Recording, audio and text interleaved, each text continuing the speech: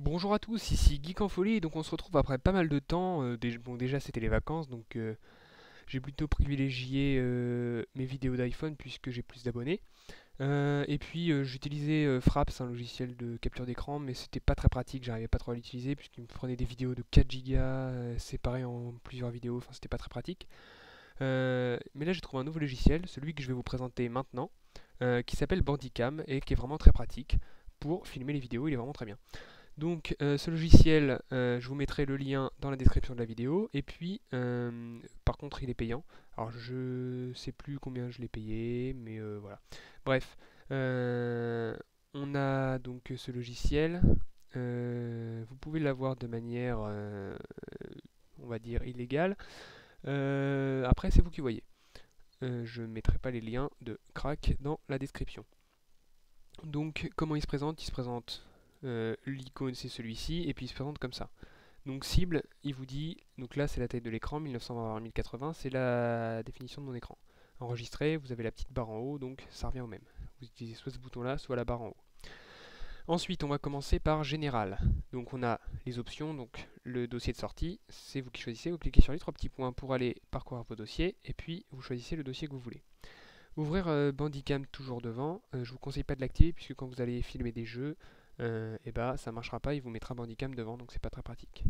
Dans Avancer, on a la langue ici, vous choisissez. API cible, donc si vous utilisez tous ces DirectX là, DirectX 7, 8, 9, 10, 11, etc., dans Internet Explorer, etc., vous y touchez pas, vous laissez tout cocher. Et ensuite dans Général, on a fenêtre Bandicam toujours devant, donc vous voyez. Démarrer Bandicap, minimiser, c'est juste la petite barre qui est en haut ici. Donc c'est vous qui voyez. Lancer Bandicap au démarrage de Windows, pareil, à vous de choisir. Créer un sous-dossier pour la sortie de l'écriture d'un fichier, eh bien vous choisissez. Et puis voir le FPS dans les captures vidéo et images. Vous n'avez pas besoin de l'activer puisque il y est tout le temps dans les jeux vidéo. Vous pouvez l'activer si vous voulez le voir hors jeux vidéo. Voilà, bon, ça sert pas à grand chose puisque quand on n'est pas sur les jeux vidéo, les FPS ça sert à rien. Voilà, donc on a fait ça. Ensuite, on a enregistrement automatique complet. Vous pouvez choisir les réglages. Donc départ stop manuel, donc avec la touche comme on verra tout à l'heure. Ou alors vous pouvez faire une vidéo d'une durée déterminée ou d'une taille maximum. Et après avoir terminé l'enregistrement automatique, vous pouvez choisir si vous mettez en durée de temps ou taille de fichier enregistré. Vous pouvez choisir éteindre le PC, sortir de Bandicam ou démarrer un nouvel enregistrement. Donc vous voyez. On va passer à l'onglet maintenant, l'onglet vidéo. Le plus important puisque, bon voilà, c'est le plus important. On a Record. Donc on a des raccourcis clavier pour, comment dire, mince. Pour enregistrer ou arrêter l'enregistrement. On appuie sur F11 et puis ça démarre et ça arrête l'enregistrement. Pour faire une pause si vous voulez, vous pouvez cocher ça, vous pouvez mettre F8, F9, ce que vous voulez. Moi je ne l'ai pas coché parce que je fais jamais de pause, mais tiens je vais le cocher, ça peut être pratique. Pas de curseur, donc là vous voyez qu'on voit ma souris, mais dans les jeux vidéo ça sert pas à grand chose d'avoir la souris, donc il faut cocher pas de curseur. Ensuite on a quelques réglages, donc on peut enregistrer le son. Donc la première source c'est mon micro. On peut faire des réglages, voilà, on a le micro qui est ici. Et seconde source, on peut choisir d'enregistrer les sons de Windows. Ça sert pas à grand chose, sauf pour les jeux, vous allez avoir le son du jeu, mais c'est pas très pratique, surtout si vous cochez deux sons mixés, vous allez avoir le tout en un. Et vu que le microphone est moins souvent, les micros captent moins de son que Windows, et bah vous aurez plus de son Windows, c'est ce qui m'est arrivé dans ma dernière vidéo quand j'ai testé le jeu, enfin quand j'ai testé le logiciel.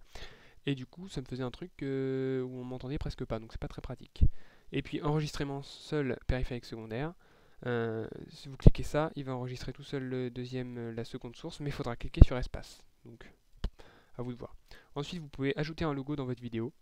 Donc, vous avez à choisir votre image. Attention, ça peut être que du PNG, ça peut pas être autre chose.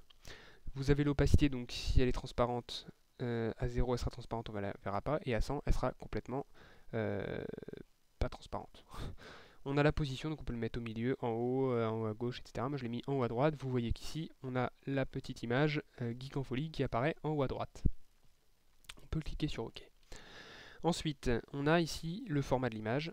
Donc, on a des pré-réglages.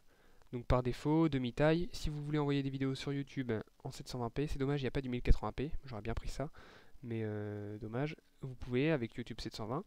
Vous avez plein de formats différents. Pour éditer sous Sony Vegas ou Premiere, bah, vous cliquez là-dessus, ce sera le bon format. Sinon, on a d'autres réglages. Donc, vous voyez, on a plusieurs réglages. Donc, 1280 par 720p, c'est de la HD 720p, du 480, du 360, du 240. Là, j'ai pris un format personnalisé puisqu'il n'y a pas le 1920 par 1080. Donc, j'ai mis 1920 par 1080 et j'ai mis 122 fps. Donc, c'est le maximum qu'on puisse mettre. Plus on en a, plus la vidéo est grosse, mais de meilleure qualité elle est, puisqu'il y a plus d'images. Le codec, je vous conseille de garder MPEG-1 et le VBR, ça vous sert quand vous êtes dans des jeux, par exemple que vous êtes dans une source très lumineuse, il y aura besoin de moins de lumière que de moins d'images que quand vous êtes dans une zone sombre. Donc je vous conseille de cocher VBR puisqu'il va permettre au codec MPEG-1 de rajouter des images. Donc il va passer, par exemple, on est à 122 fps, mais si vous mettez 30, le VBR va pouvoir monter jusqu'à 60 ou 70 et donc votre vidéo sera plus fluide et sera mieux. Voilà. Ensuite, la qualité, bah, à 10 c'est vraiment une qualité pourrie. Moi je mets 100 parce que ça dépend aussi de la configuration que vous avez. Si vous avez un ordinateur puissant, vous pouvez mettre 100. 60 ça fait une qualité classique, normale, en HD 720p à mon avis. Et puis plus on descend, moins c'est bien. Donc là actuellement j'ai un processeur, donc c'est le processeur qui compte pour ça, vu que c'est des calculs. J'ai un processeur i5 3570K cadencé à 3,4 GHz. Donc c'est un des plus puissants de la gamme i5, je crois. Donc je peux me permettre de mettre un codec, enfin une qualité à fond avec une taille de vidéo de 1920 par 1080. Ensuite, pour le canal audio, j'ai mis du stéréo, hein, parce que du mono c'est pas terrible. J'ai mis une fréquence de 48 000 Hz, on peut mettre 44 100, mais plus c'est échantillonné, donc plus il y a de fréquences, plus le son est facile à reproduire après. Donc c'est mieux, je trouve, de le mettre plus élevé. Et puis codec, au départ c'est sur MPEG 1L2. Mettez plutôt PCM, surtout si vous éditez avec comment il s'appelle, Sony Vegas Pro, parce que le MPEG 1L2 il n'est pas bien pris en charge par Sony Vegas Pro. Mais si vous mettez MPEG L12 machin, vous avez un codec en kilobits par seconde. Je vous conseille le 256, après vous faites ce que vous voulez. Mais je vous conseille le 256. Donc vous laissez ça, vous faites sur OK. Donc ça c'est fait. En dessous, voilà, on a les images, donc on peut faire des captures d'écran. Donc là, on appuie sur F10, ça nous fait une capture d'écran au format JPEG en haute qualité. Vous choisissez votre format, BMP, PNG, JPEG normal, JPEG haute qualité. Plus vous partez d'ici, c'est très petit en poids, et plus vous montez, plus c'est haut. Et répétez la capture d'écran après. Vous pouvez mettre autant de secondes que vous voulez. Si vous mettez une seconde, il vous fera une capture d'écran, et puis une capture d'écran la seconde d'après. Et puis pareil, pas de curseur. Si vous le cochez, il n'y aura pas la souris sur votre capture d'écran, donc ce qui peut être pratique. Et puis à propos, c'est tous les les crédits, etc. On s'en fout. En dessous, vous voyez, on a des petits, on a how to. Sur à propos, on a how to record Skype call. Donc il vous explique comment enregistrer une vidéo Skype. Là, how to record iTunes video. Donc quand on lance une vidéo avec iTunes, on peut l'enregistrer avec Bandicam. Là c'est pareil, et puis là c'est pareil. Donc ça change en fait à chaque fois que vous utilisez le logiciel. Et donc voilà. Bah, c'était tout ce que j'avais à dire là-dessus. Vous voyez un peu comment l'utiliser. Tout à l'heure il y avait une autre catégorie, je sais pas pourquoi elle a disparu. Un autre onglet qui était entre vidéo et général avec le nombre de FPS.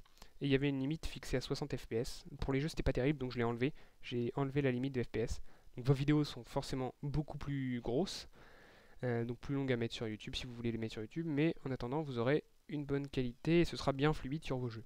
Donc moi je préfère avoir des jeux bien fluides pour les abonnés, c'est plus sympa d'avoir des vidéos fluides que des vidéos un peu saccadées. Après c'est vous qui voyez.